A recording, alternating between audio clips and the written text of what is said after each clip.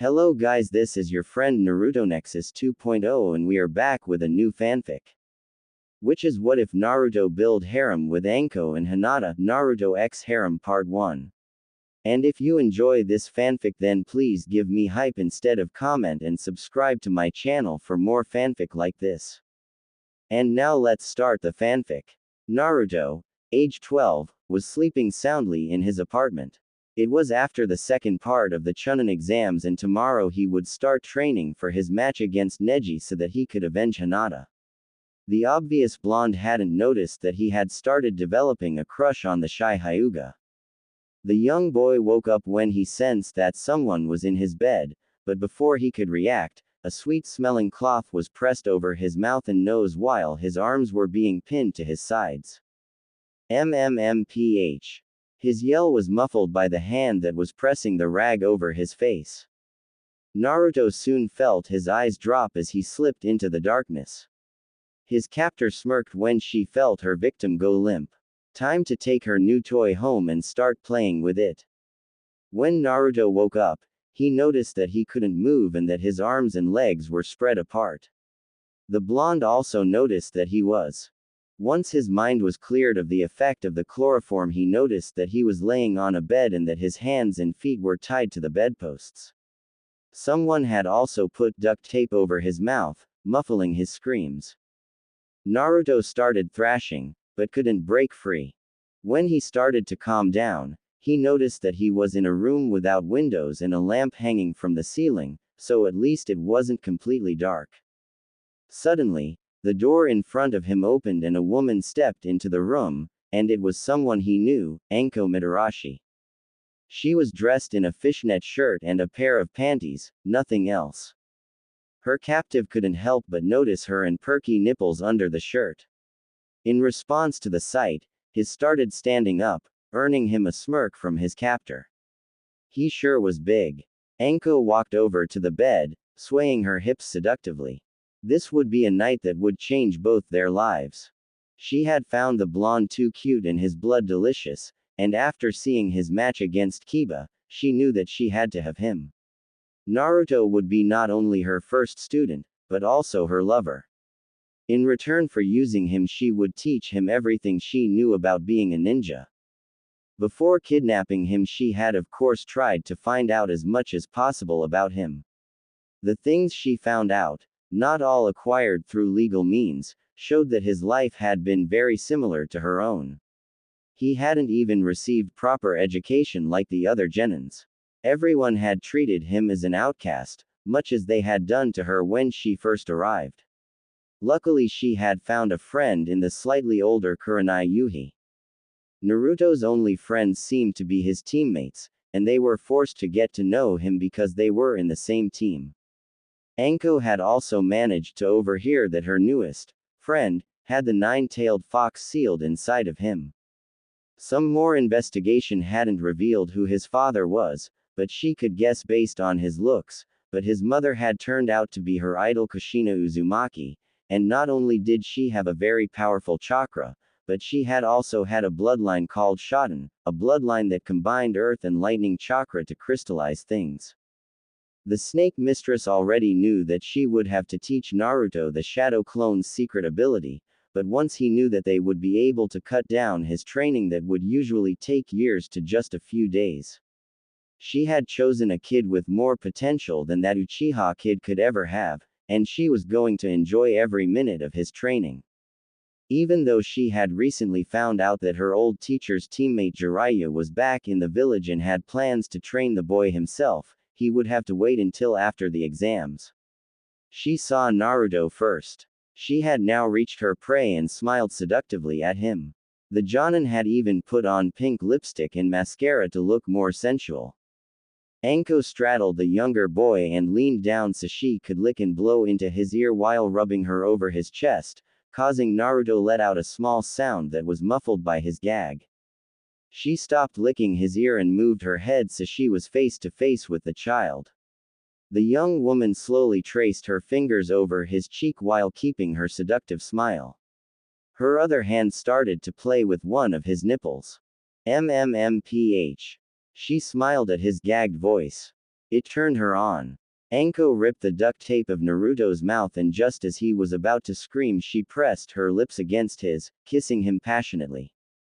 It was time for her to reveal why she had kidnapped him in the first place. Once she had removed her mouth from his, she handgagged him so that she could talk without interruptions.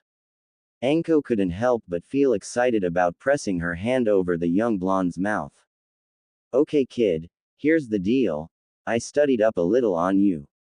You have a lot of potential, and I want the credit for helping you unlock it. That's why I'll be training you until the final part of the Chunin exams.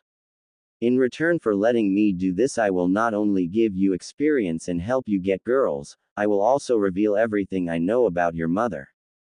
Anko removed her hand from her captive's mouth and stood up at the side of the bed with an expression that clearly showed that she wanted an answer immediately. Naruto thought for a moment.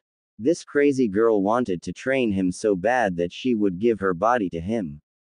Not only that, but she held a clue to his mother, or at least, that was what she claimed. How do I know that I can trust you? Anko thought for a moment.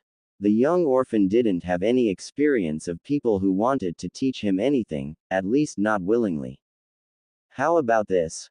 I'll tell you everything I know about your mother now, and you promise to take me up on my offer. I heard that you never go back on a promise. That sealed the deal. Okay. I accept your offer if you untie me.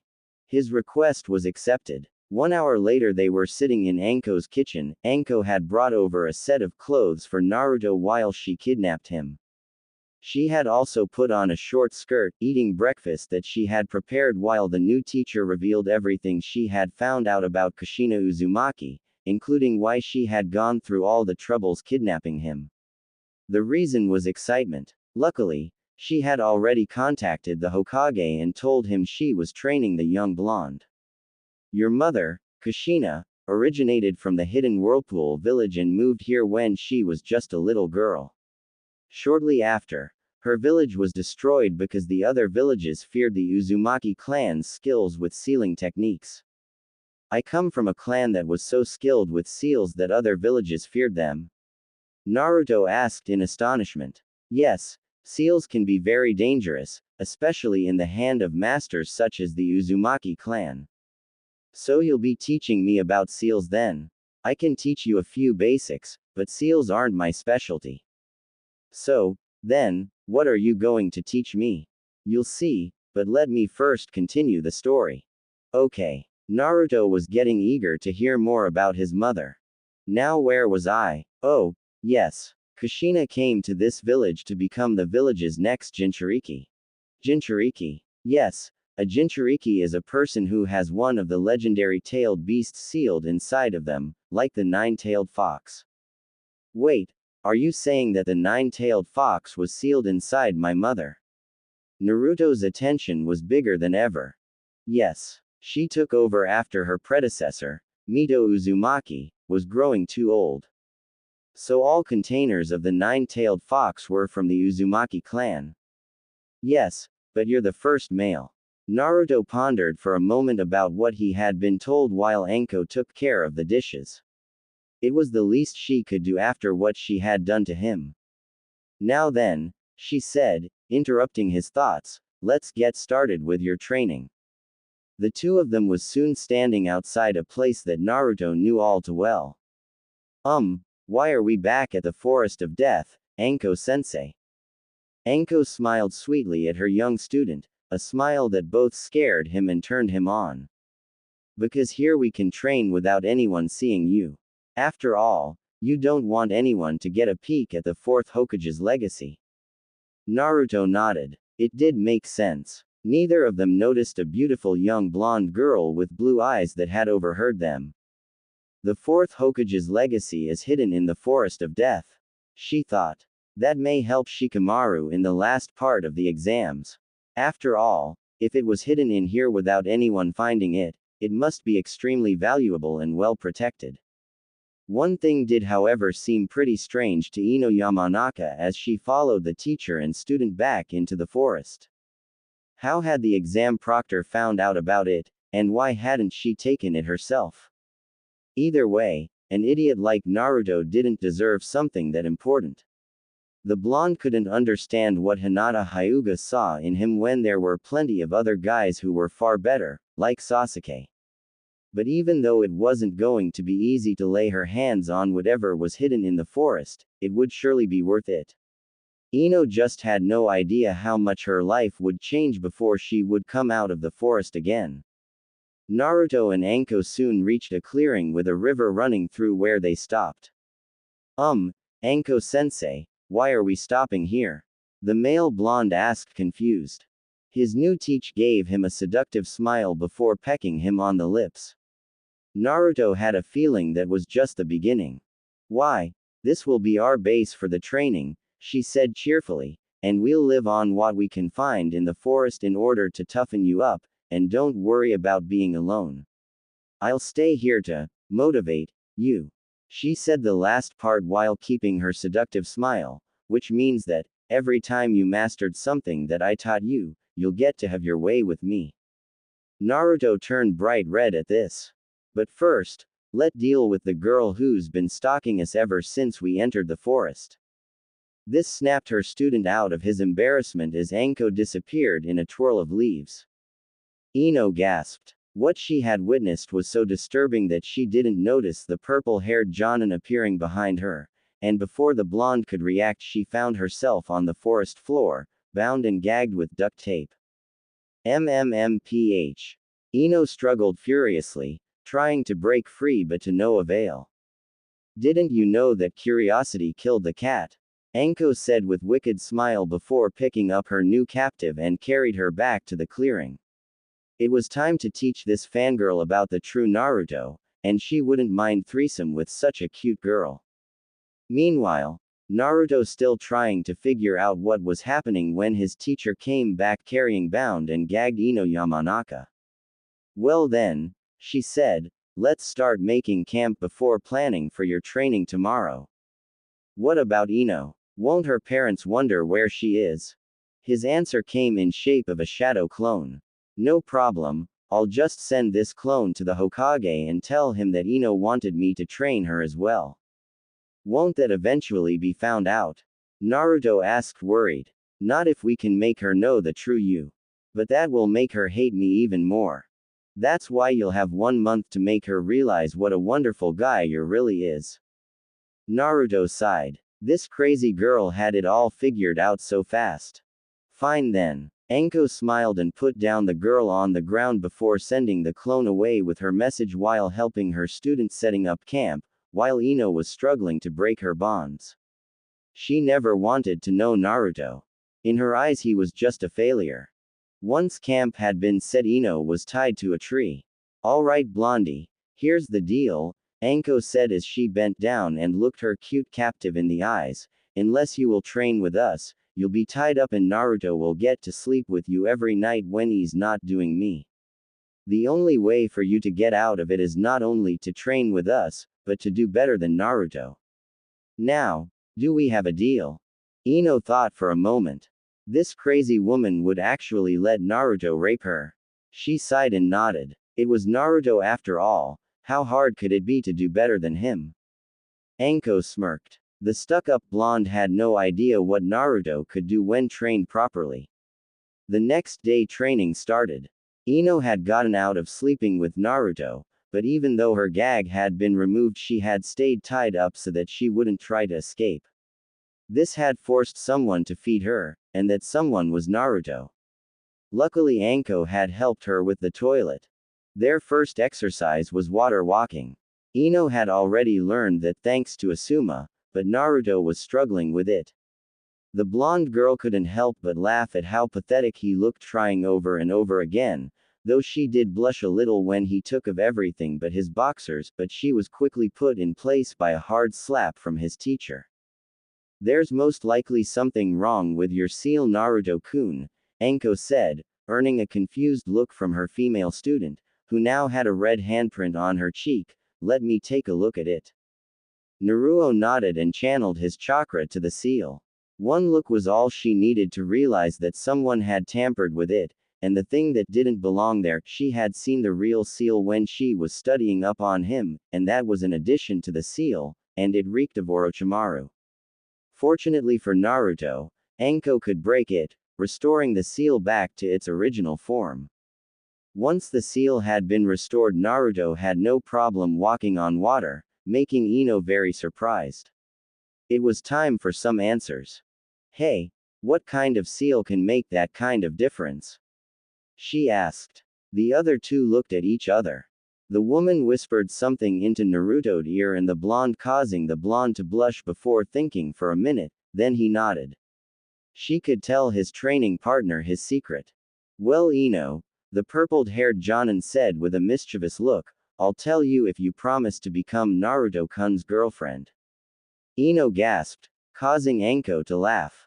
Don't worry, I was joking, you'll only have to become his girlfriend if you tell someone else this without Naruto's permission. Now it was Ino's turn to ponder. Was the secret really that big? She looked over at the boy in question and noticed his sad look. Come to think about it, why was Naruto the way he was? He was always trying to show himself up to others, like he never had anyone to praise him. The blonde girl gasped. Even though she had been running after Sasuke, she had never seen anyone being even friendly to Naruto. All the grown-ups seemed to hate him, and she had a feeling it wasn't because of his pranks. Ino always had someone to help her grow as both a person and a ninja, but she couldn't remember ever seeing anyone help Naruto with anything. What if he had to learn everything practically on his own? That would explain why he never seemed to get any better, because no one told him how to improve. She had always had her parents, but Naruto had always been an orphan who didn't even know who his parents were. He was forced to grow up without any friends or family, something she doubted that she would have been able to do. The young mind reader suddenly saw Naruto in a whole new light. He wasn't a spoiled prankster that everyone thought him to be, he was just a lonely child who wanted to be accepted. Suddenly, Sasuke Uchiha didn't seem so special any longer. Sure, he was an orphan, but at least he knew where he came from, and because of that he had always had people accept him. He was too spoiled to be boyfriend material. She would rather have Naruto as a boyfriend. Ino nodded. I'd rather die than tell anyone without Naruto-kun's permission. Both people were surprised. Ino wasn't just saying it, she actually meant it. Ino decided that it now was Naruto's turn to open his eyes, and realized that he was too good for someone as shallow as Sakura Haruno. He didn't deserve having his heart broken. But first I want to know why you like Sakura so much when she not only have eyes just for Sasuke, but barely sees you as a friend. She said. The male blonde thought about what Ino just said, and realized what she said was true. What did he find so good about the pink-haired girl? The answer was simple. Sure, she was pretty and smart, but she only saw Sasuke. In her eyes, Naruto Uzumaki was just a failure. It was time to start looking for love elsewhere, like with Hinata. She seemed to like helping him and she didn't seem to be a member of the Sasuke fan club. The aforementioned boy nodded to his teacher, who started to explain everything she had found out about the cute boy she had offered to train. Meanwhile, Hiruzen Sarutobi, the third Hokage, was sitting in his office doing paperwork while wondering how Anko would train Naruto. He didn't doubt that she would take it seriously, but she sometimes had a tendency of overdoing things. Then there was the fact that the Mizukage was coming because she wanted to see the last Uchiha in action against the son of the Kazekage. She even promised a peace treaty for the trouble, a request that a true Hokage could never deny, and the Mizukages, including the third, were never known for backstabbing allies.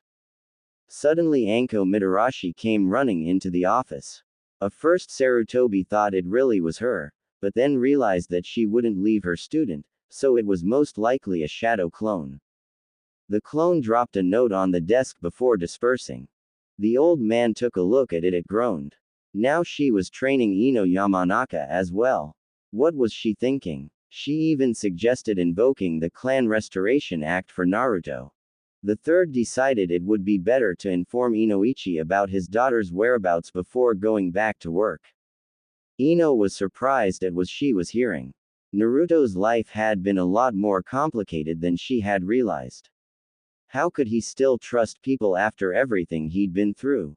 His personality made him the most exciting guy she had ever met. The blonde boy wasn't just boyfriend material, he was husband material. The girl finally understood what Hinata saw in him, he was definitely worth getting to know. While Anko had been telling about Naruto's secret, the aforementioned boy had gathered some food and had just returned with a few rabbits. While the meat was being cooked over the campfire, the Jonin talked about chakra and all that was related to it. She also talked about Naruto's bloodline that allowed him to crystallize things. A very dangerous ability that could settle the battle in seconds. After lunch was finished, they started to learn taijutsu, well, Ino was anyway. Naruto was using shadow clones to learn nature transformation, and with his rate he should be able to use his bloodline in just a week.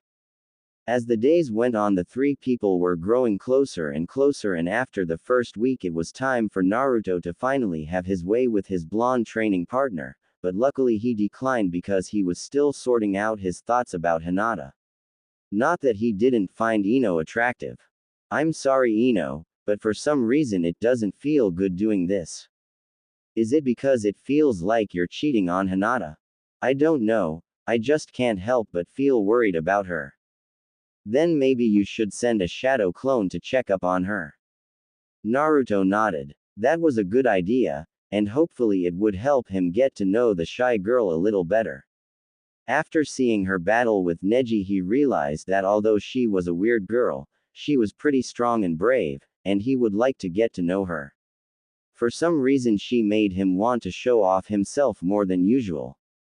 Ino smiled as she watched the young boy ponder the situation. Perhaps you've got a crush on her. This made Naruto blush. Had he fallen for Hinata without noticing it? Sure, she was pretty and nice, but the blonde boy realized that the only way for him to be completely sure of his feelings for the raven-haired girl would be to talk to her. Especially since the idea of having her as a girlfriend didn't sound too bad. They talked for about an hour before going to sleep. Once Anko realized that there wouldn't be any childproof things happening in the tent, she went back in and found her two students sleeping in their sleeping bags, though Ino was sleeping in Anko's. The older girl sighed and took out her extra sleeping bag before going to sleep herself. Tomorrow would be a long day. The next day Naruto sent a shadow clone to check up on Hinata before they tested Ino's natural affinity, which turned out to be Earth. Then they tested Naruto's just for fun, but discovered that Naruto had a third affinity other than Earth and Lightning, namely Wind. It makes sense that someone with a bloodline that combines two natures has those two as natural affinities. This confused Anko. His mother had only left the crystal style, which meant that his second bloodline had to come from his father, whoever he had been. What does it mean when you have three nature affinities? Ino asked. That means that Naruto has at least one other bloodline. The Jonin answered. Then what is it? The teenage boy asked curiously. I don't know, so we're just gonna have to find out. Anko was really excited about finding new bloodline. They still had 1 week left before the finals, and so far she had managed to get Naruto farther than any of his previous teachers. That knowledge made her smile. This would show all those fools what this kid was capable of. By lunchtime Naruto's clone had arrived at the hospital where Hinata was, only to find out that she had just been signed out. As the clone went to the Hyuga compound, it suddenly found its head nestled between two soft things.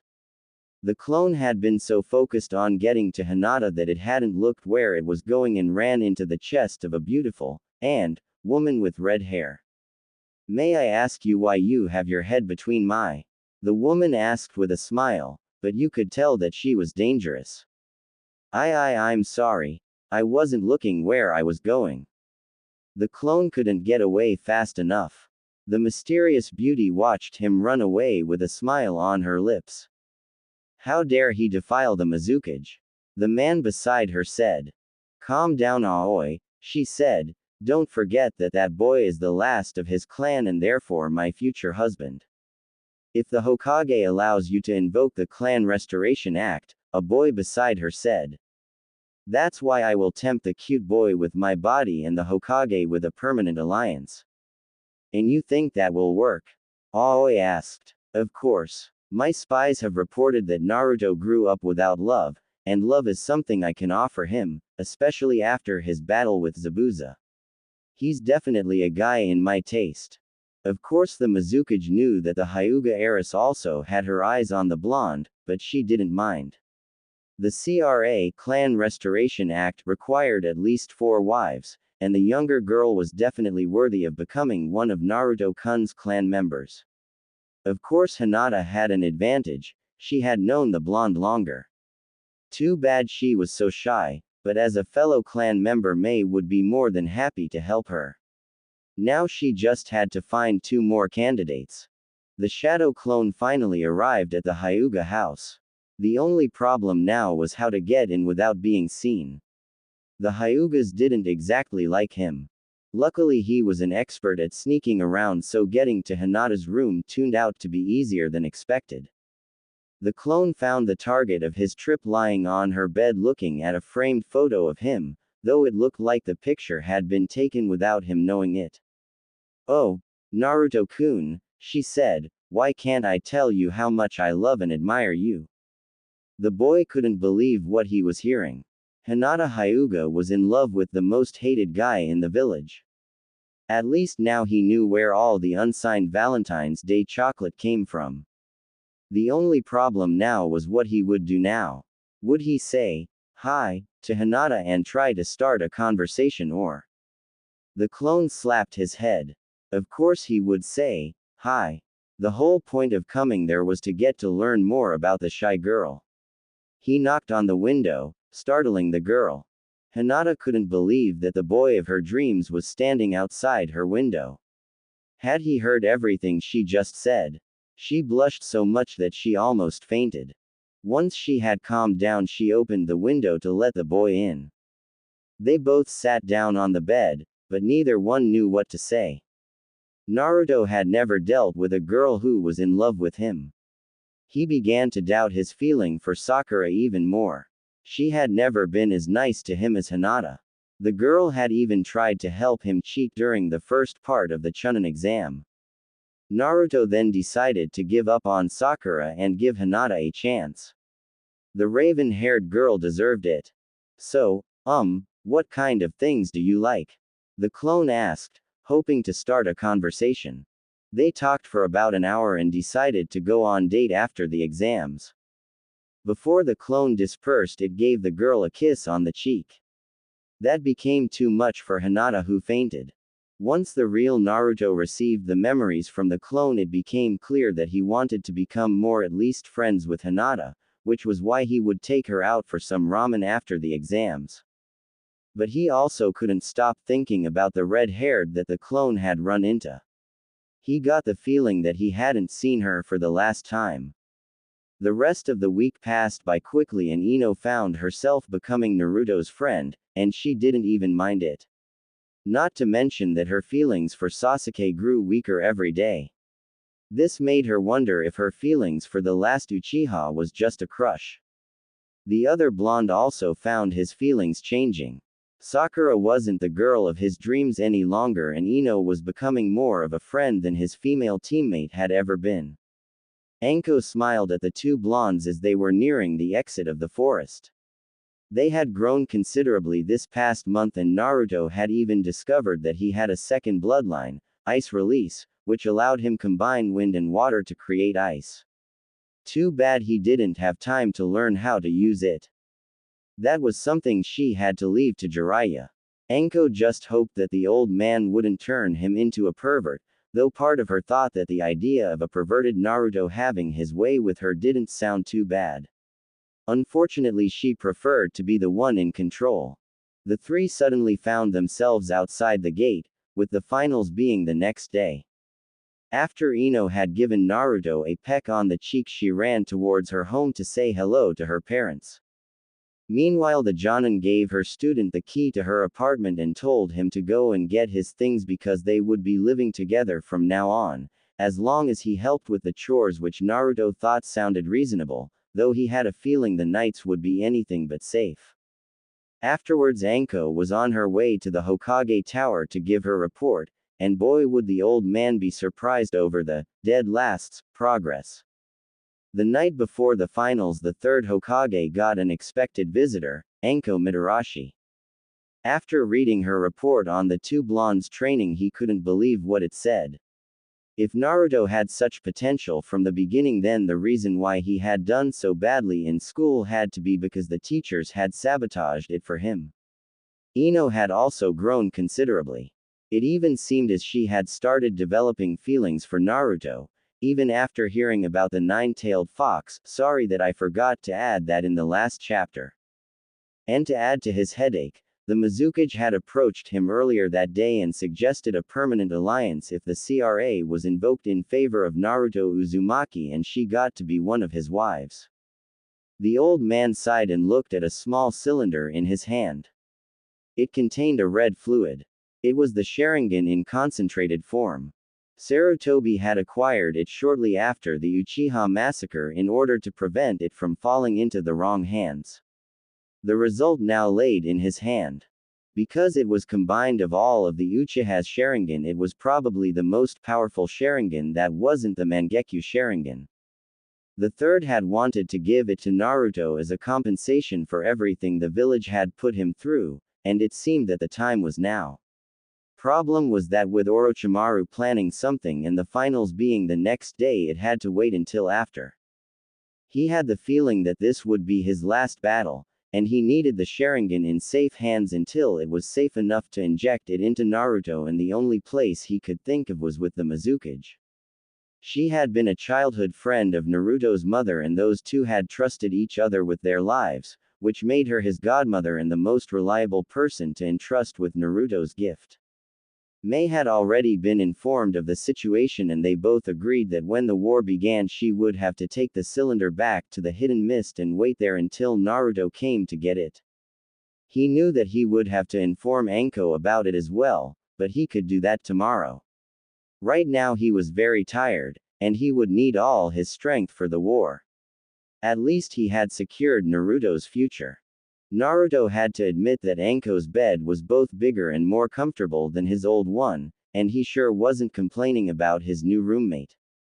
He knew she would like to rape him if she could, but he had an important day tomorrow and she had respected that. But that didn't mean that they couldn't cuddle a little. During dinner, the purple-haired girl had informed Naruto about the Clan Restoration Act, which both he and Sasuke were allowed to invoke since they were the last members of their clans. This also included that they both needed at least 4 wives. So part of their discussion was who he would choose. The blonde had already decided that Hinata was a good candidate, and Anko was really good at seducing him. Ino was pretty for a 12-year-old girl, but they were only friends, right? This left room for one candidate more. Luckily Anko had a volunteer. The Mizukage. Yes, a marriage with her would ensure an alliance with the Hidden Mist. I've also heard that she's quite a looker who, just like you, possesses 2 bloodlines. How old is this woman exactly? She's in her late 20s. The Hokage has also informed me that she's an old friend of your mother. She knew my mother. This got Naruto's attention. Yes, so she can tell you a lot about her. But we've never even met. Why would she want me and not the last Uchiha? Oh, but you have met her. I have. The blonde was getting a bit confused as he caressed Anko's, causing her to moan. Yeah, according to her you ran into her the other day. You even got to feel her, something that no other man has been allowed to do. The Jonin was now kissing and licking the younger boy's body as he tried to remember who the Mizukage could be. Then it hit him. The red-haired beauty that his clone had crashed into. His teacher-lover had been right, she was quite the looker. Though she did scare him a little. The two of them went to sleep, looking forward for the match tomorrow. Ino Yamanaka had some trouble sleeping. This past month had been such an eye-opener. Naruto Uzumaki, the most hated guy in the village, had turned out to be one of the most fantastic and lovable guys she had ever met. She even preferred him in front of Sasuke, and she suddenly found herself hoping that he would one day court her instead of the Uchiha. This revelation shocked Ino. After spending so much time with the blonde idiot, she had fallen for him, though she doubted that her feelings were as strong as Hinata's. Speaking of Hinata, the blonde girl wondered how the Hyuga heiress was doing, especially after Naruto's clone had visited her. Was there a chance that the two girls could share him? Probably not. Ino was a girl that the raven-haired girl had a good reason not to share anything with, especially not Naruto Uzumaki. The girl sighed. Hinata was a nice girl, but when it came to Naruto she behaved so differently. There was even a chance that she would never forgive the Yamanaka for what she had done to the boy of her dreams. Ino knew that she would have to talk to Hinata tomorrow and settle this. They both sincerely liked the same guy, and unless they shared him then one of them might be heartbroken, and she didn't want that. The young girl fell asleep, preparing herself for the upcoming day. The next day Ino managed to catch up to Hinata as she was heading towards the stadium to watch the finals. Hey Hinata, wait up. The aforementioned girl turned around and looked at the blonde as she caught up with her at the training ground. Can I help you with something, Ino-san? The bustier girl asked her, trying to hide her dislike of the young girl who had always treated Naruto as bad as everyone else. Listen, I have something I have to tell you about Naruto. She panted. This caught Hinata's attention. What about him? She asked. Once Ino had calmed down, she told Hinata about how she and Naruto had trained together for a whole month, and it wasn't until she had gotten home that she realized that she had fallen for him. The raven-haired girl just looked at her surprised before slapping the blonde as hard as she could, causing the unsuspecting girl to fall to the ground. Ino rubbed her stinging cheek as she looked up at a furious Hinata. How dare you say that? You actually expect me to believe you after all you done to him over the years? You're probably just saying that so you can psyche him before his match so that he'll lose. Hinata stomped away furiously but was stopped by Ino. Listen, I know you think that I'm lying, but I am telling the truth. What do I have to do to prove it? Hinata thought for a moment. If Ino was as serious as she said she was, then she would have to prove it by doing something really embarrassing, but what? The solution she came up with made the raven-haired beauty blush. If Naruto was in on it, then it would be the perfect proof. Okay, here's TT the DD deal, she said while blushing, causing Ino to wonder what she had thought up. Hinata took a deep breath before telling her idea. If you let Naruto completely dominate and impregnate you without any hesitation from your side while being with me also, then I'll believe you. But remember, there's no going back. Both girls were blushing furiously by now. The blonde girl thought for a moment. Was Naruto really worth giving up so much for? The answer was easy. Yes. After having such a hard life while staying so great, he definitely deserved the best. Besides, a guy as nice, caring and strong as Naruto would make a great father, even if he would father Hinata's children as well. Ino Yamanaka nodded firmly, surprising the other girl with her determination. She would actually do anything to be with Naruto, even humiliate herself. Of course Hinata knew to 100% that the boy would never be so cruel, especially to girls, but Ino couldn't have found it out in such a short time, could she?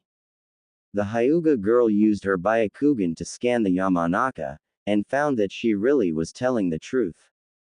Ino was surprised to see that Hinata was smiling gently at her.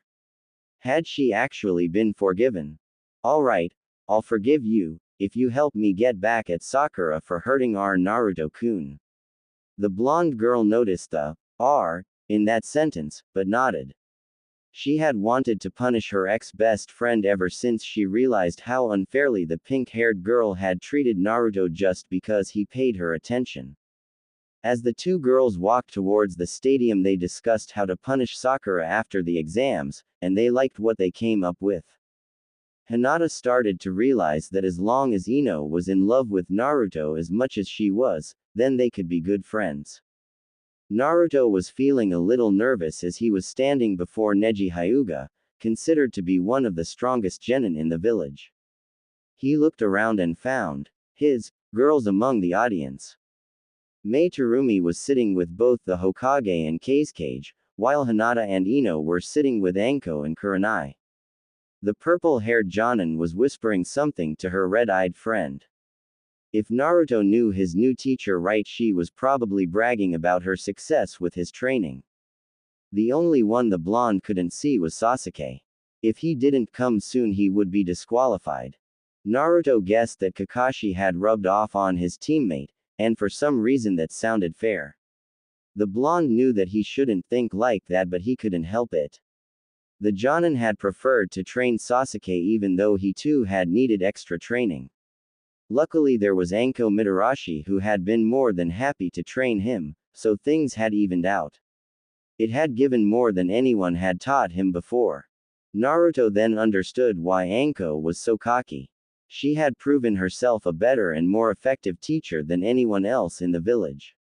The purple-haired girl had earned the reputation of being the best in what she did, and that was always something to be proud of.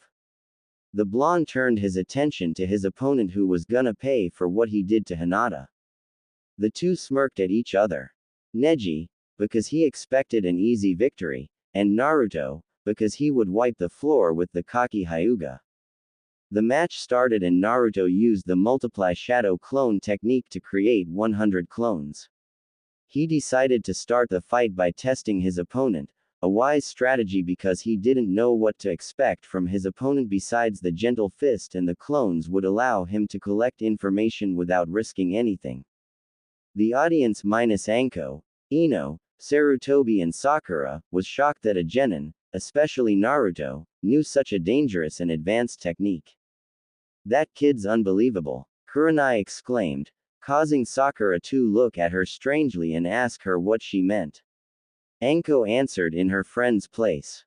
The multiply shadow clone technique basically requires so much chakra that even a Kage risks at least draining themselves of almost all of their chakra just by using that technique. If for example Kakashi were to use it, especially in such a large scale as Naruto just did, he would surely die of exhaustion. Sakura blinked. Naruto had always used that technique easily, without getting tired. Even now he wasn't even breaking a seat. Did this mean that he had enough chakra to rival the nine-tailed fox? She had always thought of him as a loser, but now she wasn't so sure. While this had been going on, Naruto had attacked Neji with all of his clones at once, but they had been pushed back by Neji's 8 trigrams Palm's heavenly spin, destroying them all. The blonde was pretty impressed, even though he didn't show it. To destroy so many clones at once wasn't easy, but apparently the Hyuga clan had a way to make that possible. Besides, those clones didn't get wiped out in vain. They had gathered the information necessary for him to see trough that technique. The key to it was rotation. No rotation, no ETPHS. Luckily Naruto had just the technique to stop Neji's rotation, but first he would need some information. He wanted to know why the older boy hated his cousin so much. Why did you hurt Hinata so much? What have she ever done to you? Neji smirked at him. Do you really want to know? Then let me tell you the story. He took off his headband, revealing the cursed mark of the Hyuga clan. Neji's story was really sad and made Naruto realize that maybe he and Neji wasn't so different. He cast a glance at Hiyashi, Hinata's father, who was sitting in the audience. The look on the man's face told him there were more to the story than Neji knew. You have no idea how it is to be marked with something that can never be erased. Neji's comment pissed Naruto off. He knew more than the Hyuga suspected. I wouldn't bet your bloodline on it. The blonde said, lifting up his jacket. May decided to give him some better looking clothes in engagement present if he would accept her, and putting chakra into his seal, making it visible. This seal was put on me the day I was born. Though it increases my powers, it forced me to grow up completely alone, hated by everyone in the village without ever knowing why. At least you know where you came from and had people to accept you. Neji couldn't believe what he was hearing. It was true that he knew about his background, but that didn't mean he liked it, but Naruto had had it even worse. He was unwanted by the whole village. No one had ever cared about him or praised him. At least he had had his father who taught him things, but Naruto had to learn everything on his own. The aforementioned blonde decided that now that he had gotten his point through, it was time to end this. It wasn't until recently that I found out about my mother, and this is the bloodline I inherited from her. Neji blinked as Naruto performed a few seals rapidly. Crystal release. Jade crystal prison technique. Before the other boy could react, he found himself trapped in a pink crystal, completely unable to move. This surprised the whole audience. The failure of the village had such a bloodline at his disposal. The proctor had no other choice than to declare Naruto the winner. The civilian council was in uproar. Such a powerful bloodline should belong to the Uchiha clan, but they were quickly silenced by a glare from the Mizukage and the Hokage. Sakura was dumbfounded. Since when did Naruto have a bloodline? Then again, no one seemed to know about his parents, so it made sense that he had an unknown bloodline. Hinata was also impressed. Naruto didn't attack for real until he had all the information he wanted, and then he finished it in seconds. He definitely deserved to become a Chunin. Anko and Ino were smirking. They knew that the boy would get an easy victory, and judging by the Hokage's satisfied look, his promotion was secured. Once Naruto had returned to the seats and sat down with his girls, it was time for Sasuke's fight. Problem was that the Uchiha still wasn't there, so Gaara won by walkover. This irritated Orochimaru, who was actually disguised as the Kazekage. His plans were ruined, and it was all because of Kakashi. He sneaked a look at Naruto. The boy had grown really strong and was also a big obstacle. He would have to improvise or else it would be over. Among the audience was a blonde, beautiful woman with big. She was usually well known, but she had disguised herself as a 12-year-old flat-chested girl with red hair, glasses and freckles. That woman's name was Tsunade, and she was very impressed by what she had seen. Minato and Kushina's son had acted as a true Chunin with the way he had battled, and judging by the look on her former teacher's face, the boy could be sure to become one. Not to mention that he was kind of cute, but too young for her. She usually avoided the village, but her curiosity over the son of the fourth Hokage intrigued her to come and watch, and so far she had been nothing but impressed. His teacher had to be a real genius for the blonde to be coming this far. Of course, Tsunade didn't know that Naruto, under the tutelage of Anko, had become a master in seducing women, and if he wanted her, then he could and would make her attracted to him, making her ignore the age difference. It was finally time for Sasuke's fight, but the boy was nowhere to be seen. Naruto cast a glance at his opponent, but Gaara showed more like annoyance than satisfaction. This meant that he didn't have anything to do with the Uchiha's absence. Orochimaru tried to delay the fight, but Mei was getting restless and wanted it to continue, and Sarutobi had to agree with her. So Sasuke Uchiha was disqualified, much to everyone's annoyance. This meant that Gaara would advance without fighting and would be Naruto's next opponent. Gaara was not happy. He had been looking forward to the battle, but at least his next opponent was strong, maybe even more than the Uchiha. Most of the audience was glaring at Naruto, as if he was the reason their favorite couldn't fight. Sakura would have joined them, but the glares from two Jonins and two of her former classmates shut her up. They wouldn't let the pink-haired girl accuse Naruto for something that he hadn't done. Kurenai found herself taking the same side as Naruto's fan club and Harem, which surprised her. The raven-haired older beauty had to admit, though, she really admired Naruto for showing her such a professional and impressive fight. He would go far. Anko looked at her friend, who was glancing at her blonde student, and couldn't help but giggle a little. Seemed like her friend was also developing an interest in Naruto. The match continued to Kankuro and Shino, but the puppeteer declined as to not reveal his puppet's abilities beforehand. This left his sister Tamari to defend their families and their village's honor. She just wasn't looking forward to her opponent.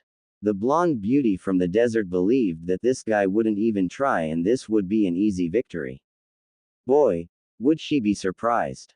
It became a battle of the brains and Shikamaru turned out to have the upper hand the whole time, but in the end Tamari was declared the winner due to the fact that Shikamaru ran out of chakra. She had to admit though, he sure was smart.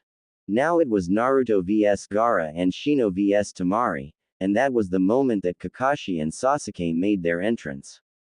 The Uchiha wasn't too happy about the fact that he had to wait until the next exam before he got another chance at promotion, and it was all Kakashi's fault.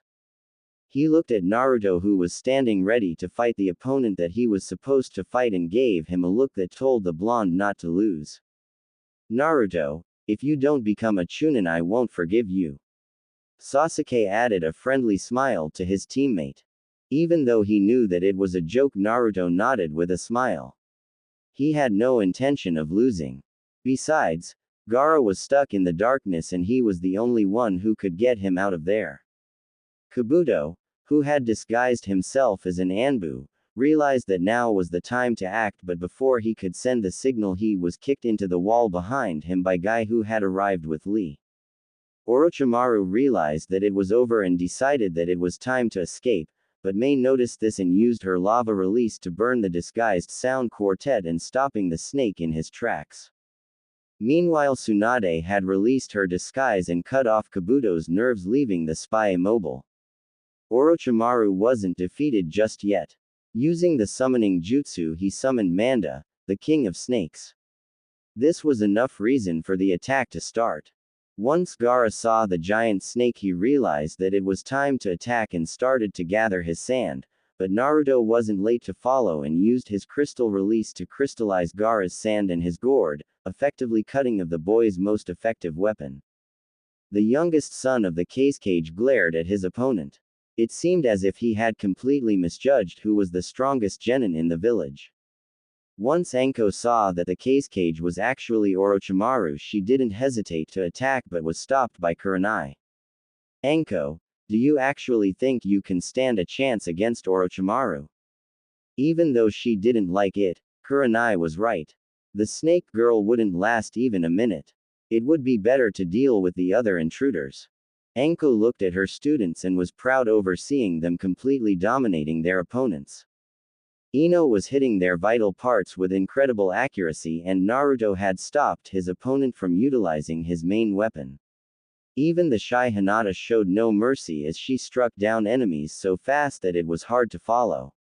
Her strength probably came from Naruto. Orochimaru looked around. Everything was falling apart. First, Kimimaro became deadly sick, then Gaara and his sand were stopped by the Ninetales container, and since he was surrounded by two cages and his two old teammates Tsunade and Jiraiya, he had nowhere to run. He couldn't even get to Sasuke.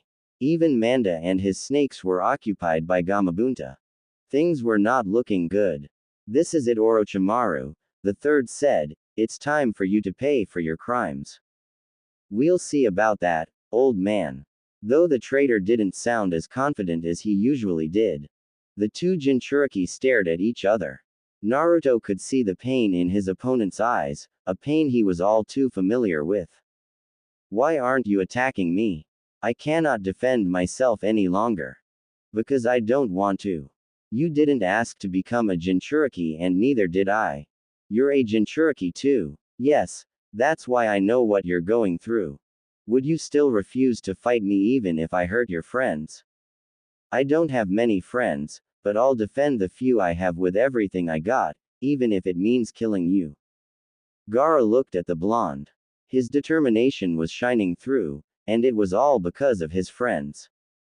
If we become friends, I can make sure that you will never have to be alone again.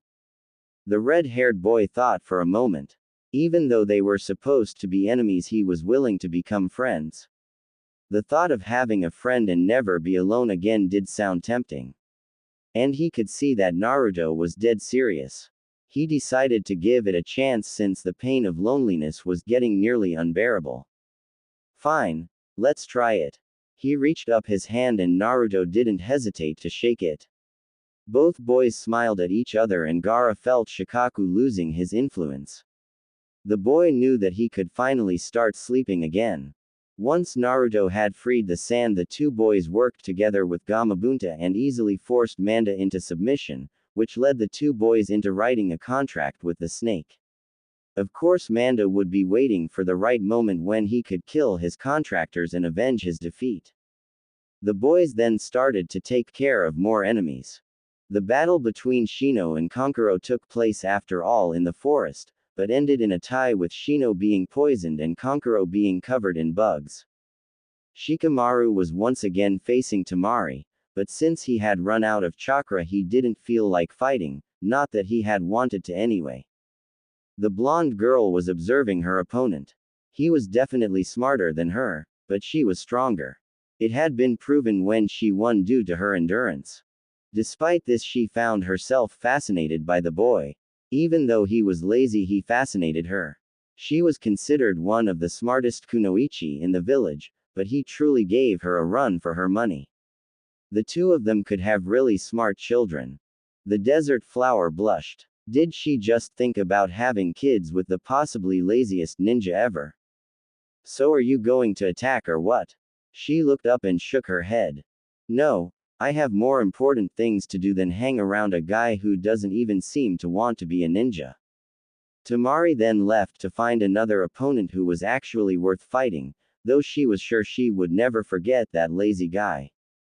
Shikamaru looked after the fleeing girl before sighing. She was so troublesome, though she was kind of cute. He blushed at the thought. What was he thinking about the enemy? Sasuke had already killed 10 enemies, but he was still feeling unsatisfied. He had failed to become a Chunin, and the so-called dead last had apparently won his match without getting a scratch. The black-haired boy could feel his jealousy growing inside of him. Naruto didn't deserve to get this far. He was supposed to spend the rest of his life struggling to catch up to the Uchiha. Sasuke decided to deal with Naruto once he got an opportunity. Hinata was feeling on top of the world as she and Ino struck down one enemy after another. Her admiration for Naruto had inspired her to try harder than ever, and she knew that she was going to try even harder once she had completely recovered. Ino wasn't doing worse than her raven-haired rival. Anko had taught her how to effectively use poison, and by striking her opponents with poisoned weapons she was practically wiping the floor with the enemy. The beautiful blonde had decided that she would give up on Sasuke, since he was nowhere near as nice as Naruto. The only thing that remained was to find out how she truly felt about the two boys. Despite being completely outmatched, Orochimaru decided to at least take the third with him, and he knew the right jutsu for that. The snake immediately leapt for Sarutobi and grabbed his left hand while making signs with the other. Twin snakes mutual death jutsu. Two snakes came out of Orochimaru's sleeve and bit both men, injecting them with poison and causing both of them to fall down dead. The other three looked shocked at what had just transpired. Orochimaru had committed suicide and taking the third Hokage with him. Jiraiya stood there with a sad look. His teacher was no more. Mei feared that the villagers would probably find a way to blame this on Naruto and understood that the boy had to be taken to the hidden mist for his own protection. Tsunade could barely contain herself after what she had just witnessed and immediately went to the battlefield where she began beating enemy ninja to death. By nightfall every sound ninja was dead and every surviving from sand, minus Gaara, who was protected by Naruto and who in turn was protected by both the Mizukage and the remaining Sannin, arrested. Hidden Leaf had been victorious, but at a high price. The funeral for the Hokage and all the fallen Leaf ninja brought the whole village, along with the Mizukage and her bodyguards. Naruto and Gaara were also there, despite that the rest of the village didn't want them there, but since they were protected by ninja of the highest authority, which included the Ninin, 2 ninja, the Mizukage and the 2 highest council members, they couldn't do anything. The same night there was a quiet dinner in the Hokage mansion between Naruto, Anko, Ino, Hinata, Kurenai, Tsunade, Jiraiya, Mei and Sarutobi's former teammates. Mei finally decided to break the news about what was going to happen now. Listen, after everything that has happened, Naruto's life will be in danger as long as he stays here in the Hidden Leaf, which is why I will take him back with me to the Hidden Mist. Wait a minute, Ino exclaimed. Why would Naruto's life be in danger and why do you have to take him with you? Because that the villagers are going to blame Naruto for losing the third Hokage as well, which means that they will be more hostile than ever, and since I'm an old friend of Kushina, Naruto's mother, I see it as my duty to protect him from such threats since the Leaf Council obviously failed. The two oldest at the table looked down in shame. And in order to help him restore his clan, I will become his wife. Everyone was shocked at the Mizukage's confession.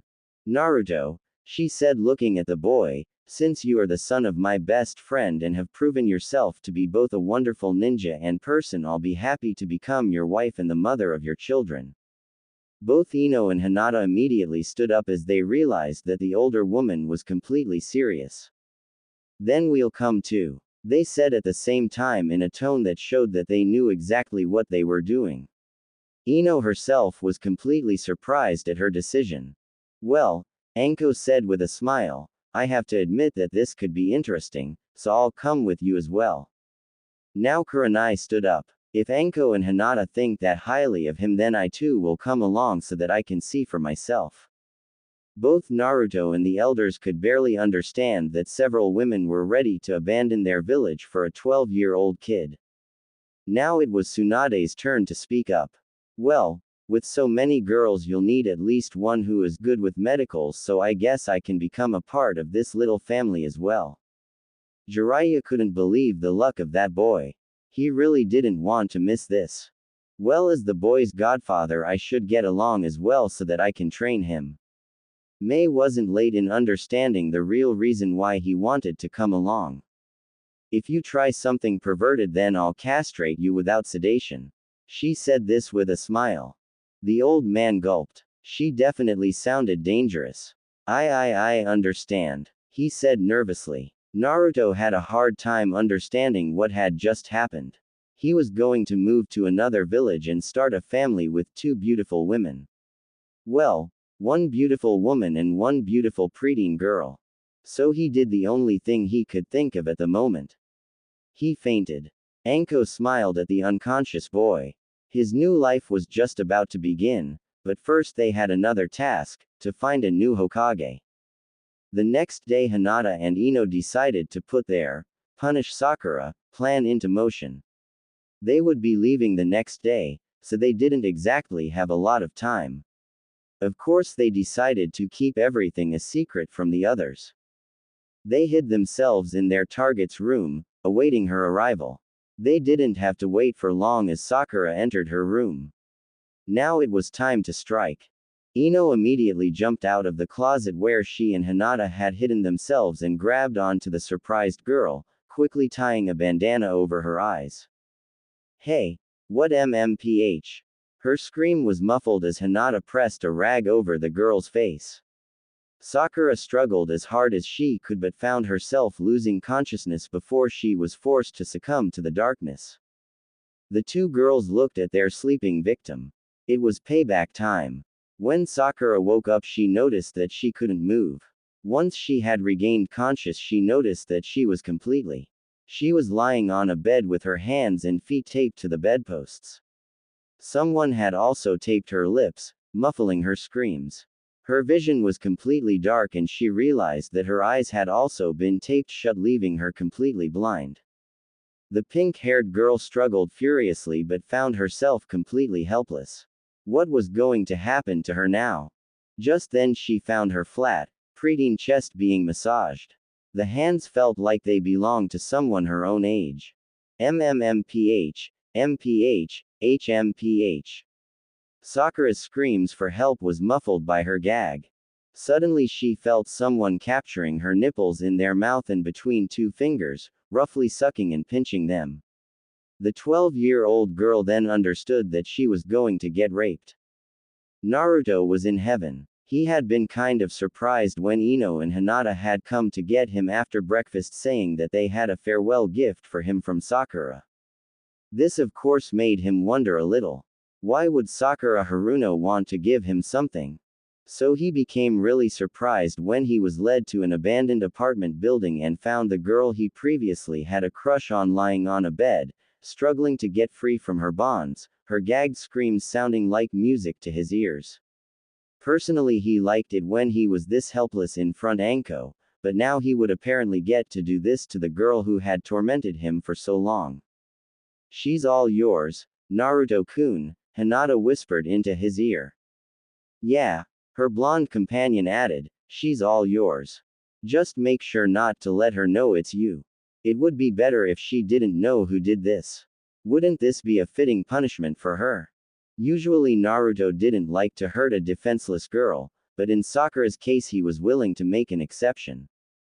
His two girls waited in the background as the blonde decided to use his gift. After undressing himself, he went over to the bed, straddled the poor girl and started to massage her chest, enjoying every minute of it while the pink-haired girl tried to call for help, though her yells were muffled by the tape gag.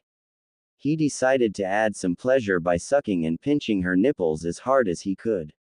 He wanted Sakura to suffer while her screams were being unheard. Naruto's hands then left her chest and moved on to her face, gently caressing the girl's tear-stained cheeks, adding to her fear. He then ripped the tape of his captive's mouth and gently caressed her pink lips with his fingertips, the girl being too scared to scream. Naruto then took her face in his hands and roughly kissed her mouth. Sakura didn't know who was raping her, but he was doing a very good job in scaring her. When he then kissed her lips, she at first tried to turn away but soon found herself relaxing and kissing him back, giving her captor full access to her mouth while moaning unconsciously. Naruto suddenly pulled away slowly, watching the pretty girl panting before once again taping her mouth shut. The blonde then continued to place kisses from her cheeks all the way down to her ankles. Now it was time for the real fun to begin. STMMPH. Naruto of course just enjoyed hearing her reaction. He then pulled his face away from the girl's most intimate part and instead placed the tip of his other head at the entrance before forcing it in, causing Sakura to let out her biggest scream yet. MMMMPH.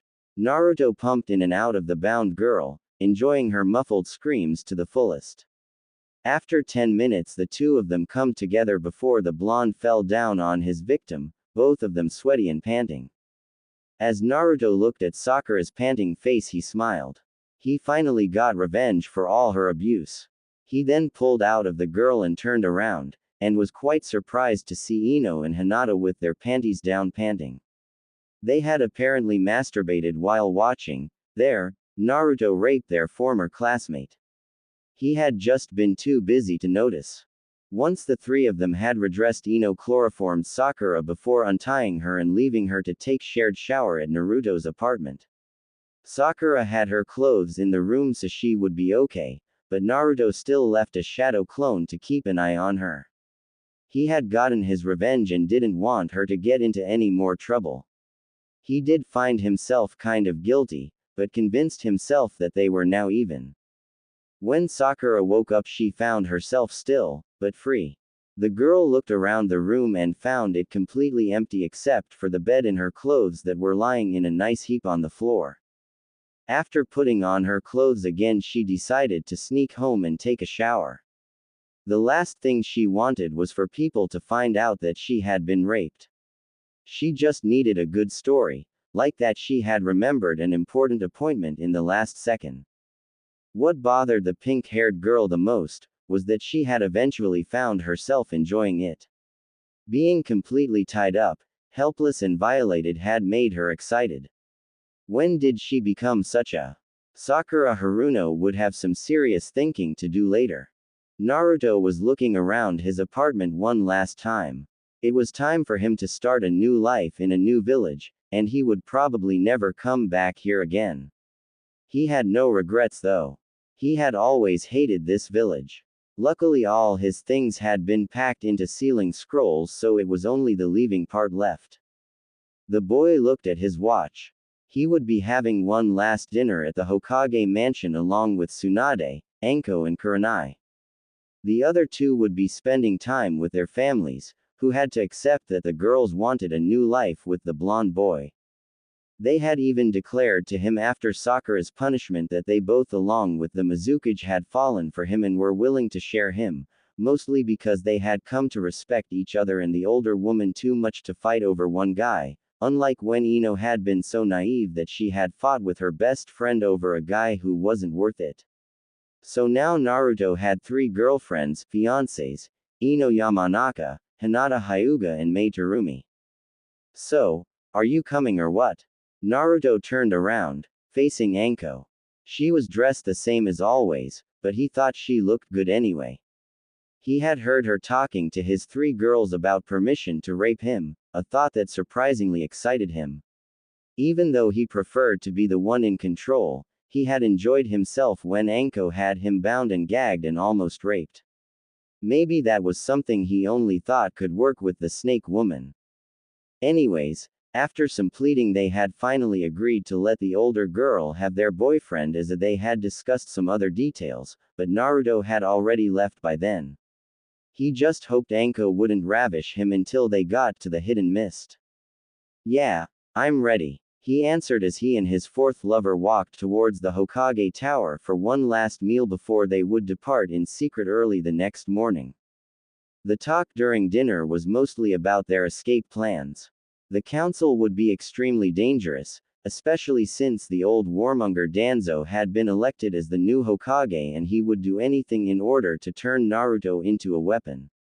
Luckily he had no idea that they would be gone by 1 p.m. the next morning, which meant that they would have to go to sleep shortly after dinner before meeting outside the gates. Anko had volunteered to sleep with Naruto in order to make sure that he got up in time. Most people had a bad feeling about this, but hopefully the Jonin would be able to control herself. Luckily Anko didn't try anything inappropriate so Naruto got to sleep peacefully for a couple of hours. Well, as peacefully as he could considering the fact that he would be moving to another village and marry 3 beautiful females. By the time of departure the whole group stood outside the gates, very tired, taking one last look at the village. Both Ino and Hinata had left messages to their parents, although Hinata doubted that either her sister or father would care that she was gone.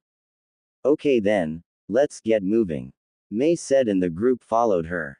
Good thing she had given the council the wrong departure time. Little did Naruto know that he would get one last girl before they arrived at their final destination. By lunchtime the group, consisting of Naruto, Anko, Tsunade, Hinata, Ino, Mei, Kurenai and Jiraiya, had reached a small village by the border between fire and water. Next they would need a boat to reach the island where their destination was, but first they decided to have lunch at a nice restaurant. At this pace they would reach Hidden Mist by sunset. As the group ordered, Naruto of course ordered ramen to his fiancée's embarrassment and amusement. A group with headbands that showed that they were from the Hidden Cloud village came in. They were led by a large man with dark skin and glasses and a rapper's attitude. His name was Killer Bee, the Jinchuriki of the 8 Tails and younger brother of the Raikage. His team consisted the blonde and busty Samui, the dark-skinned and hot-tempered Karui and the overthinking and philosophical Omoi. When Samui noticed the Mizukage in her company she thought it would be a good idea for her teacher to go over and greet the important woman, especially since she seemed to be in company with 2 Sanin. He was the Raikage's little brother after all. The older man refused at first but when she threatened to tell her that he hadn't greeted a Kage on his behalf Killer Bee had no other choice but to go over and greet the beautiful woman. Samui sent her other 2 teammates a look that told them, be quiet or else. The group led by Mei looked up as the team from Hidden Cloud approached them. Yo. Hello Mizukage. Killer Bee's greeting embarrassed both his team and the group. And you are? The red hair asked unsurely. Samui realized that it was up to her to make sure they weren't embarrassed even more. We're from the Hidden Cloud and thought it would be common courtesy to greet another Kage. Especially since my teacher over here is the brother of A, the Raikage. The Mizukage was a little surprised. What was the brother of the Raikage doing in the Fire Country? Before she could say anything, Naruto decided that he too wanted to greet. Hi, my name's Naruto Uzumaki and me and my friends are going to the Hidden Mist so that I can restore my clan. His girls, which practically included every girl that he was traveling with right now, hit him in the head. Sometimes he was just too blunt. Samui blinked. Uzumaki. Did that mean he was the son of Kushina Uzumaki that her village had tried to kidnap many years ago? After the Hyuga incident, Fiasco A had found out that there was a young boy named Uzumaki in the Hidden Leaf, and in order to not lose face too much he had arranged so that Samui was to marry him when he was a little older. The reason why she was chosen was because she was the best kunoichi in the village. The blonde foreign beauty continued to watch the young boy. She couldn't believe that this kid that reminded her of her teacher with his personality was supposed to be her future husband. Then again, since he was obviously leaving the village, did that mean the deal was over? Not until the Raikage said so. At least now she knew that he wouldn't be found in the Hidden Leaf any longer but in Hidden Mist. One question remained though. Why had he left the village, and was traveling with the Mizukage, 2 Sannin and a bunch of females? May I ask why a group of ninjas from Hidden Cloud is appearing in the Fire Country? Tsunade's question was both sudden and blunt. Why? We were just finishing a hot mission when we decided to take a shortcut through these beautiful lands. Since when is that a crime, baby? One slap later and Killer Bee found himself on the floor. You've got to be the rudest guy the first have ever met. You don't call a woman like me those kinds of nicknames unless you're her lover. Samui quickly started to apologize for her teacher's rude behavior. I'm extremely sorry, Tsunade-sama. She bowed as deep as could without losing her balance. Not even his own brother can do something about his behavior. The older busty blonde nodded. Apology accepted. Team Killer Bee sat down at a table next to them and ordered some food for themselves. Meanwhile, Karui decided to ask the question that had been on the team's minds. Why have all of you left the Hidden Leaf to go with the Mizukage and revive a clan in the Hidden Mist? That is classified information, Jiraiya said as politely as he could without sounding rude. So we're gonna have to leave wondering? Omoi asked. Mei nodded. I'm sorry, but considering what have happened lately, this is something that can only be known by the people involved in the matter. This made Samui even more curious. Luckily for her, she had a paper that made her one of the people involved. A marriage contract between her and Naruto Uzumaki, signed by both the Raikage and the Hokage. She was forced to always carry it with her in case it needed to be invoked before the groom had turned 16. The blonde bombshell took out the piece of paper and handed it to the Mizukage, who read it with wide eyes before returning it. Fine then, the red hair said, but what we're about to tell you must stay between us, got it? Samui nodded. I understand, and I'll promise my team won't tell anyone about it. Hey, what's going on here? Karui asked a bit loud. What was that paper? Naruto decided to add a few words himself. Yeah, how are they involved in this? The Mizukage saw that both groups were curios. She sighed and looked around. It didn't look like they would be overheard, which was a good thing. Okay. First answer. Apparently Samui here was arranged to marry Naruto shortly after a certain incident. Everyone had heard about the Hyuga incident, so they figured out that was it. The marriage contract was signed by both the Raikage and the third Hokage, and even though Sarutobi is dead, the contract is still valid. She took a pause to let everyone take the information in. Killer Bee and his team couldn't believe what they were hearing. The third Hokage was dead. The girls were shocked to hear that not only would they have to share their Naruto with yet another female, but one from a village that would do anything to gain more power. This would be hard to accept. Hey, how did the old man kick the bucket? The Jinchuriki from Hidden Cloud asked. Naruto answered that question. He was killed by one of his former students, a guy named Orochimaru. Luckily that snake died with him. You could tell that Naruto missed the old man. Mei decided to continue the story. Once she was done, Karui was the first one to speak up. So the hidden leafs without a Hokage and you left for Hidden Mist because Naruto most likely wasn't welcome in your village any longer despite his bloodlines, and now you're going to let him revive his clan in the Hidden Mist instead. The former leaf shinobi nodded. That pretty much summarized everything. Samui sighed. This meant that she would have to move to the Hidden Mist herself. Well then, she said, I guess I'll have to move with you then, Uzumaki. The boy would have to earn her trust before she called him by his first name. Wait, so we're moving to Hidden Mist then? Omoi asked. Yeah, since the competition for my future husband is growing tougher, I'll need to be near him a lot more. Now their food had arrived, but Mei still had something to say. Before you can do that, there are certain papers that me and the Raikage need to take care of.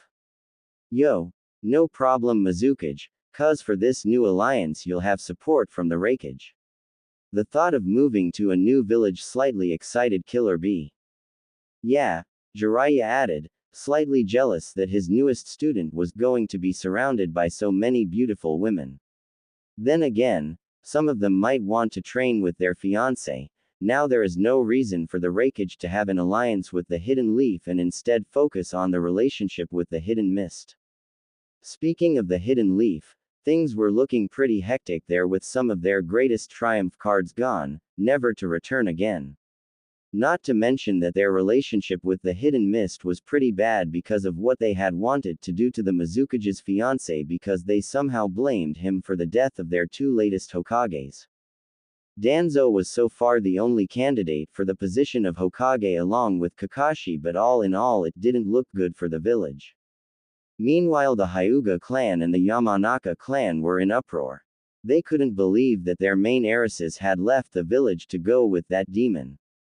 Especially since he was probably the reason why Orochimaru had attacked. The only members of those two clans who weren't upset were Hiashi and Inoichi, who thought that their daughters could have made a much worse decision. The rest of the genins couldn't believe that Naruto had left the village with so many important people. Add to the fact that he had made Sasuke, the Rookie of the Year, look like a civilian made them wonder just what kind of future he was going towards. The one who was the most upset over Naruto's leaving was Sasuke. He couldn't believe that the dead last of the academy had managed to surpass him already. Who exactly was Naruto Uzumaki and how dared he make fun of the last Uchiha? One thing was for sure. Once he had dealt with Itachi, it would be Naruto's turn. Sure, he had acted like he and Naruto were still friends, but deep inside he couldn't help but feel jealous of the blonde's superior powers. Neji on the other hand was happy for Hinata's choice. Naruto was probably the only one who could help his oldest cousin to grow, and his uncle seemed to be aware of it. Sakura wasn't doing any better either. For some reason she missed the dumb blonde. She didn't understand why though. With Ino gone she had one last rival for Sasuke's affection, so why wasn't she using her advantage? The pink-haired girl didn't want to admit it, but she felt a bit frustrated after being raped, a feeling she was ashamed of, and with the way Sasuke had been lately he might be able to help her once again feel violated and helpless. Yes, Sakura Haruno had found herself turning into a masochist. Meanwhile Team Killer Bee and the Mizukage's group had finished eating and decided to separate. Samui would go back to Hidden Cloud and prepare to move to Hidden Mist, while Mei would return home and prepare a suitable home for the Uzumaki clan. There was an old, abandoned compound that would be big enough for the Uzumaki clan.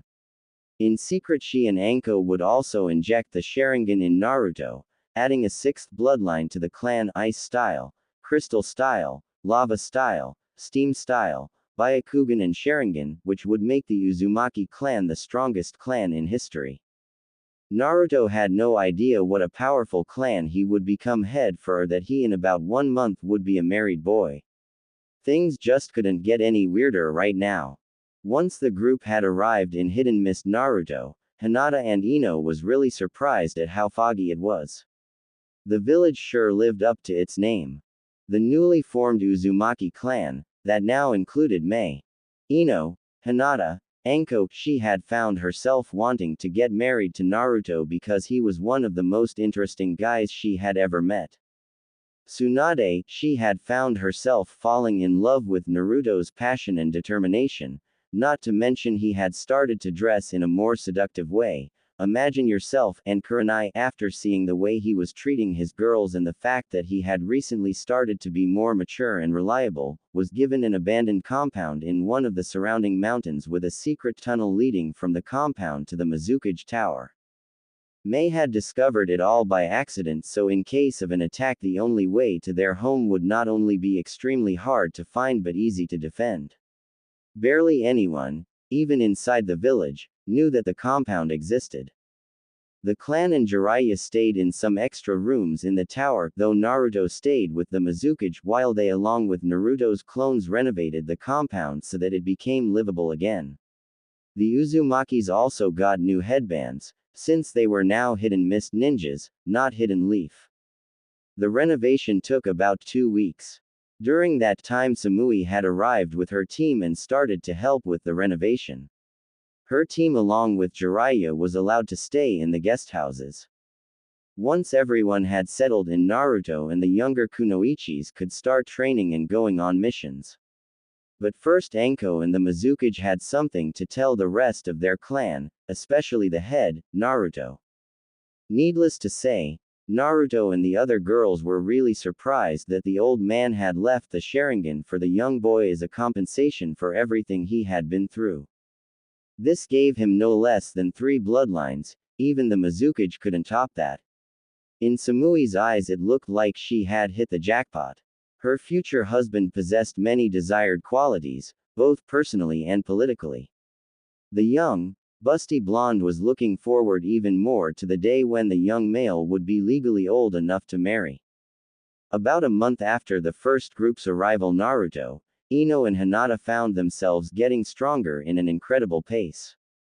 Thanks to the Sharingan that had been implanted into him, Naruto found himself learning water and wind jutsus as easy as a walk in the park. That and the fact that Jiraiya turned out to be just as good as a teacher as he was a pervert really helped him getting promoted into a Jonin at the end of the year. He and his girls now only got missions that were no less than A rank, which should give a hint on how much the former Hyuga and Yamanaka, even though they weren't married, Ino and Hinata still replaced their last names with Naruto's, had improved, considering that all 3 of them were now Jonins. Now let's turn back the clock a few weeks and watch the start of the more intimate parts of their relationship. First night after renovation has been completed. It had been decided that while Naruto and the girls would have their own rooms, the male blonde would sleep with a different girl every night following a circle, and the first lucky one was Hinata since she had been in love with him the longest. The raven-haired young beauty laid on the bed in just her underwear. This would be the night that she and her beloved Naruto, her future husband, would make love for the first time, and to tell the truth, she was quite nervous. Naruto was straddling his bride-to-be and he couldn't help but marvel at how cute she looked with that blushing face while having such a body despite being just 12 years old. Please be gentle with me, okay? Hinata said meekly, arousing the blonde even more. The blonde bent down and captured his lover's pink lips with his own while massaging her, causing her to moan. He also gently pinched her nipples, adding to her excitement. The young girl could feel herself getting wet, not knowing that Naruto planned to drag out on it as much as he could. Naruto then started to kiss and suck on Hinata's neck while reaching under her so that he could remove her bra. The Byakugan user was getting impatient and moved her hands to her back to aid him, allowing the young man to finally remove the garment and throw it to the floor. He then continued to trail his kisses down to Hinata's chest while cupping her mounds in his hands, causing the soon-to-be ex-virgin to pant heavily, which turned him on even more. Naruto then licked the girl's nipples before sucking on them, causing her to press face further into her white while leaning her head back and closing her eyes, signaling that she loved his treatment. The blonde then continued to trace the raven head's body with his tongue down her stomach and along her legs before going back up to her vagina and sticking it inside her panties. "PP please nn Naruto-kun," Hinata panted, "please take of my panties." The aforementioned boy wasn't late to comply and soon followed with his boxers before putting on a condom. Hinata was glowing red with having her most private parts exposed to the boy of her dreams. Luckily he was the only one she planned to show off her body to. Naruto looked down at the blushing girl and couldn't help but blush himself. He saw his lover close her eyes and pout cutely with her lips, indicating that she wanted to be kissed. She got her wish granted as the blonde leaned down and kissed her passionately while touching her G-spot with his little Naruto, making the girl even wetter. Hinata knew that this was it as she felt her barrier breaking. She was becoming one with the person she loved the most. The raven-haired, petite girl let out a scream that was muffled by the blonde's mouth as she felt her hymen break.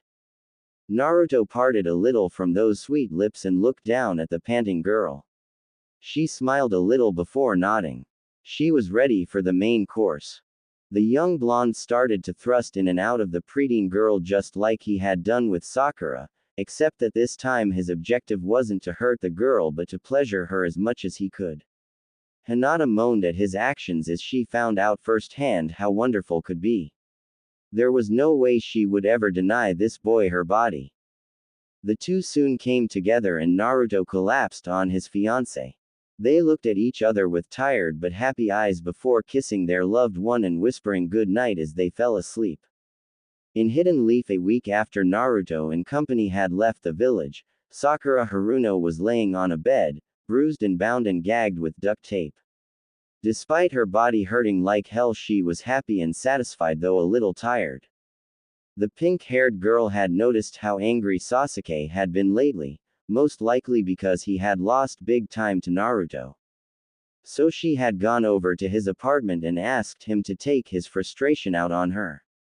The black-haired boy hadn't hesitated to accept her offer before tearing off her clothes and tying her up with duct tape and ravishing her as hard as he could, which was perfect for Sakura since she had found herself being a masochist after her rape a few days earlier, which she still hadn't told anyone about. She was just happy that she could help Sasuke with his frustrations this way, and since Ino had gone with Naruto, her worst rival was gone.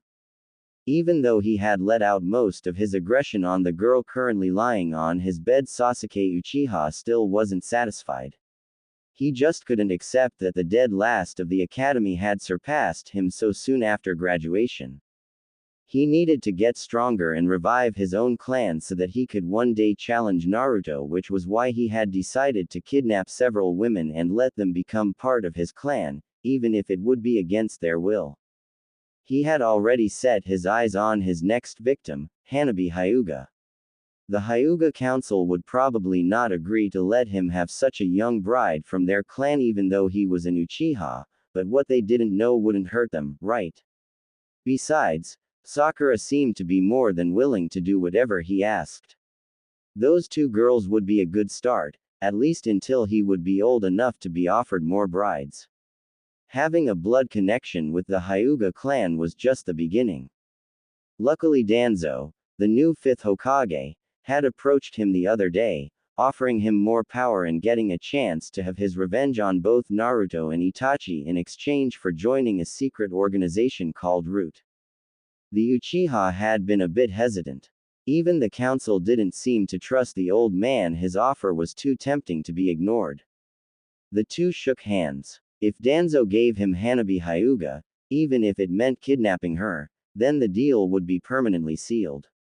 Then it would be just a matter of time before they could attack Hidden Mist and Hidden Sand for leaving them, especially since Shikamaru and Neji had moved to the later to be with their girls, Temari and Tenten, away from the greedy Danzo.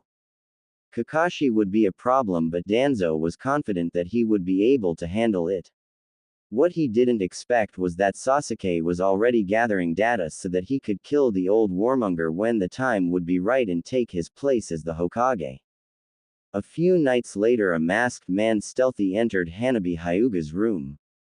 He quickly pressed a sweet-smelling rag over the young girl's face, causing her to wake up and start to struggle, though in vain. MMPH. The remaining Hyuga heiress felt darkness claim her as she drifted into a deep sleep by the fumes from the chloroform. Her days in freedom were over. The next day the whole village was in uproar when it was discovered that Hanabi Hyuga had been kidnapped. The only trace the perpetrator had left behind was the chloroform-drenched cloth, which proved that the young girl had been kidnapped and neither the Aburame nor the Inuzuka could track her down. In order to gain more support, Danzo claimed that it could only have been done by the hidden cloud, especially since they had already done it once before. He also claimed that the kidnapping was supported by the hidden mist, who wanted to strengthen their relationship with the great ninja village in Land of Lightning. The war was years away for now, but what Danzo didn't know was that in the end it would be the Hidden Leaf and several smaller ninja villages against the other 4 great ninja villages, who would have the support of several Jinchuriki and a very powerful clan that made even the Uchiha pale. Once the captured Hyuga regained consciousness, she found herself in darkness and tied to a chair with a blindfold over her eyes. She tried to call out but found that a rag had been stuffed deeply down her throat, preventing her from calling for help. The only question now was who had kidnapped her. She could already figure the why. She was a Hyuga and most people wanted the Byakugan that she possessed. Sasuke opened a door and took a look at the captive inside. She was really young, so she would need a lot of training before she could become wife material, but he had time, or so he thought. The day after losing her virginity, Hinata and the rest of the clan reached the news that Hinata's younger sister Hanabi had been kidnapped. Even though the 2 siblings had never been so close, Hinata still feared for the younger sister and decided to go to Hidden Leaf in secret to rescue her, and Naruto wouldn't let her go alone, so he, Ino and Anko accompanied her on the rescue mission, that by the way was authorized by the Mizukage. Seemed like the other girls would have to wait for a few days before it would be their turn with Naruto. They reached the village in half the time it had taken them to leave, mostly because they were traveling as a small team now with the more experienced Anko as the team leader. After disguising themselves and sneaking into the village, Anko decided that they would check up on Danzo. She wouldn't put it beneath that man to go this far, especially since she had suspected him of dealing with Orochimaru. With the help of Hinata, they soon found Danzo talking to someone who at first glance looked like Anbu, but Anko identified him as a member of Root, Danzo's secret and personal organization. Once the two had parted, the team acted fast. Hinata quickly and silently struck down the man with her gentle fist before Ino rushed over and started probing his mind. It went pretty fast since they had just talked about where the Hyuga heiress was being held. After Ino was done, they left him lying on the ground and went to the cell where Hanabi was being held. Full of fury of what Danzo had done to her sister, Hinata struck down every Root member they came across in the underground complex with the intention to kill. With this pace, they would be at least on their way back to Hidden Mist before Danzo would find his precious captive gone and most of Root dead or unconscious, and thanks to Hinata's bloodline they had no problems finding the way. There was only one obstacle that they hadn't counted on finding down there. Sasuke Uchiha. Luckily the Byakugan discovered him before he found them, so they could plan an ambush. As soon as Sasuke came into view, he sensed something was wrong, but it was too late. Crystal style. Crystal needle. A barrage of sharp crystals flew at him from the darkness, and even though the Uchiha managed to deflect most of them, some still hit his body, pinning him to the wall. Now Naruto came flying with a crystal blade ready and his Sharingan deactivated after using it to aim at Sasuke. No need to make things worse, right? With his blade against his former friend's throat and the girls rushing by to save the prisoner, the blonde wondered what Sasuke was doing with Root. What's the meaning of this, Sasuke? He asked, not wanting to believe that his greatest rival had assisted in kidnapping a little girl. Danzo promised me the power to kill you and my brother if I joined Root. And where does Hinata-chan's little sister fit into this? Sasuke smirked, forgetting that his life was in the hands of Naruto right now. Simple. I need to revive my clan and a Hyuga girl would be perfect. Sure, she's a little young, but a few years of training and she should be ready to be my obedient and childbearing wife.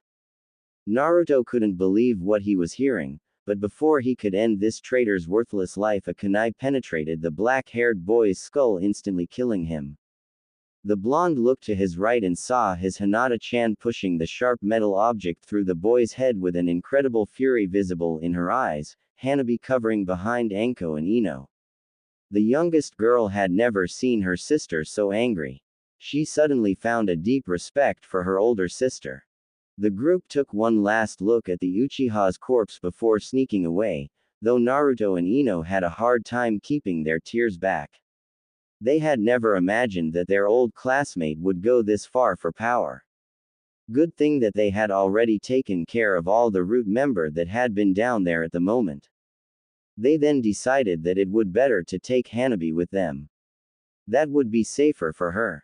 Once Hanabi was informed what would happen, she asked the last question that Hinata expected hearing from her younger sibling. Does that mean that I too will become one of Naruto Nichin's wives?